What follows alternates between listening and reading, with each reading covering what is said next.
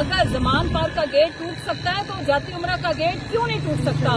رانا ثناء اللہ کا گیٹ کیوں نہیں ٹوٹ سکتا؟ میں اس وقت زمان پارک میں موجود ہوں اور یہ میرے پیچھے دیکھیں کہ یہ وہ پل ہے جو ہم پہلے جب یہ راستے بند کرتے تھے تو پیدل کراس کرتے تھے.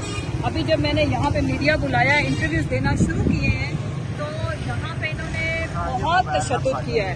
اس طرف لوگ انہوں نے تشدد کیا ہے. میرے ساتھ جتنے لوگ آئے تھے جب میں آئی ہوں تو بہت لوگ مجمع اکٹھا ہو گیا تھا مجھے دیکھ کے، اور میں چونکہ انٹرویو دیتی ہوں میں نہیں گئی کہ اریسٹ کرتے ہیں تشدد کرتے ہیں تو کریں. تو یہاں پہ ہمارے ساتھ ایک بندہ بھی کھڑا نہیں ہونے دے رہے، ایون بچے بھی گزرتے ہیں تو انہیں بھی مارتے ہیں.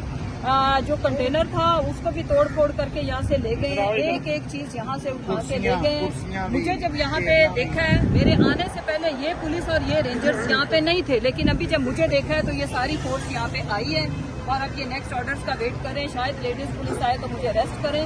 بہرحال آج پاکستان کے آئین اور قانون کو بوٹوں تلے روندا گیا ہے. آج اعلیٰ عدلیہ کا جو خان صاحب کے گھر کے باہر آپریشن نہ کرنے کا آرڈر تھا، ایک مہرانی جو لندن پلان کے اوپر ایگزیکیوشن کرانے کے لیے روزانہ ان کو گانا سناتی ہے، جو وعدہ کیا ہے نبھانا پڑے گا یا ڈانٹ پلاتی ہے، اس کے کہنے کے اوپر آج میرے ملک کے اعلیٰ عدلیہ کا تقدس پامال ہوا ہے.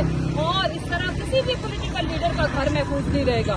اگر زمان پارک کا گیٹ ٹوٹ سکتا ہے تو جاتی عمرہ کا گیٹ کیوں نہیں ٹوٹ سکتا؟ رانا ثناء اللہ کا گیٹ کیوں نہیں ٹوٹ سکتا؟